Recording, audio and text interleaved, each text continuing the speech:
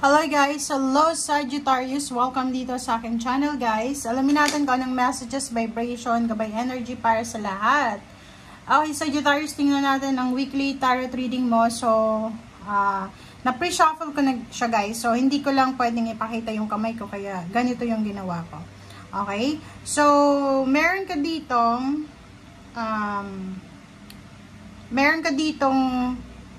2, 4, 10, 11, 12. 12 na cards. Okay? So, yung unang baraha dito is Mary Magdalene, Unconditional Love. Okay? So, doon sa mga Sagittarius na siguro masyado kayong all out, diba? Yung parang ganon. Yung all out ka, magbigay, parang ganon. All out ka mag-share ng love mo. All out ka ano bang tawag dyan? Basta ganon. Yung all out ka, yung parang wala ka nang tinitira sa sarili mo. Dito sinasabi na love yourself, others, in every situation, no matter what the outward appearances may be. So, nasa tamang direction ka naman, nasa tamang emosyon, nasa tamang mindset, but yun nga yung sabi sa'yo dito ni Mary Magdalene. Kung meron kang mga grudges, resentment, parang ganon, di ba? Yung parang minahal mo, nagtiwala ka, tapos yung ending, niloko ka, parang ganun. So, dito sinasabi, love yourself, love your neighbors, love your family, parang kahit anong mangyari. Official person number 22, so, Sagittarius, siguro may kailangan kang ayusin, papeles. Pwede may kailangan kang ayusin na papeles, sa gobyerno, government papers, passport, ID, parang ganon. So, kailangan mong pumunta sa malapit na police station kung gusto mong kumuha ng police clearance or NBI clearance, parang ganun. So, nakikita natin yan, yung mga official documents. Okay? Nakikita ko rin sa'yo dito na if marami kang mga issues sa boss mo, sa manager, sa team leader mo, nakikita ko na kailangan mong isettle siya sa linggong ito. Okay. Simula tayo dito. 5 of Cups, the Devil, the Tower, and then 3 of Swords. So, meron dito, sa linggong ito, or pwedeng few weeks na siya, siguro sa usaping relationship, lalo na sa loob ng trabaho, nakaranas ka ng mga injustices, diba? Yung parang, inapi ka, parang gano'n or anything. So, dito sa 3 of Swords, pwedeng nasaktan ka or pwedeng ikaw yung nakasakit. It's either ikaw yung nasaktan, ikaw yung nakasakit. Okay? So, next is, sinasabi ng barahan na sa linggong ito, posibleng magkakaroon ka ng feeling of remorse, regrets, parang ganon. So, parang kung ano man tong ginawa mo sa past, ay posibleng pagsisisihan mo siya sa ngayon. Okay? And dito sinasabi ng 2 cards na yan, naka-criss-cross na kahit sabihin natin, okay, nagkamali ka sa nakaraan, hindi ibig sabihin na masama ka ng tao. Kasi anytime naman, pwede kang magbago, pwede mong baguhin yung mistakes mo. And understandable dito na kaya ka nagkamali kasi may pinoprotectionan ka lang. It's either pinoprotectionan mo yung sarili mo, yung pamilya mo, yung relationship mo. But, this week, if ever lang ha, okay, Sagittarius, makinig ka ha, if ever lang, kung sakali lang naman, na matempt ka ulit, diba, merong distraction ulit, na magselos ka, makapagsalita ka ng hindi maganda, kailangan mong iwasan tong temptation na to. Ano yung gagawin mo? I-abandon na mo yung sitwasyon. Umalis ka, diba, yung parang ganon.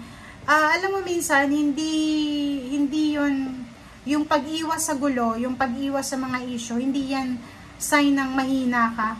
Sign yan na sobrang courageous mo. Sign yan na pagiging mature mo. So, hindi lahat ng laban kailangan nating ilaban. Hindi lahat ng 7 of Wands kailangan nating i-7 of Wands yan. I-defensa yan. Hindi. Kailangan, alamin natin kung worth fighting for ba tong relationship na to, itong issue na to, itong relationship or trabaho na to. Okay? Para hindi ka magsisi sa bandang huli. And yun naman, human being, may mga pagkakamali tayo, pero hindi pa huli ang lahat para i-correct yan. Or everyday, may pagkakataon tayong may correct yung mga mistakes natin. Okay? Okay, next card natin is the World card. Wow.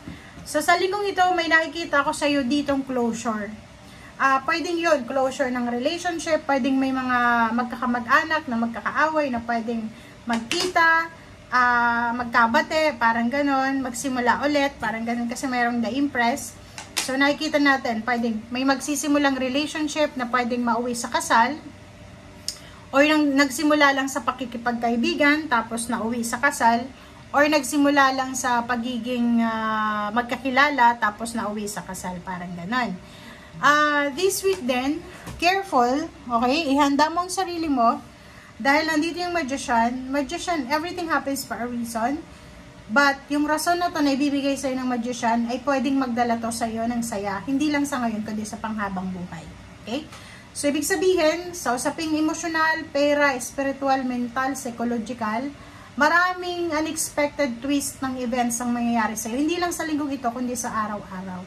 So, yun na nga, tanggapin mo yung magic na to, tanggapin mo yung milagro na yan, kasi deserve mo naman eh, 'di ba? Nagkamali ka, pero tao ka lang. Hindi naman lahat ng tao perfecto. Okay? Isang good news, parang good news, ang bearer of good news din kasi itong magician. So, this week, posibleng makatanggap ka ng good news from your family or from someone na pwedeng magdala sa'yo ng sobrang saya, ligaya, or anything. May good news para sa new relationship, good news para sa new baby, new business, new work, new career, new place of work, or pwedeng gusto mong mag-ibang bansa. Pwedeng, yung good news na to is, may available na country para sa'yo, parang ganito. Okay?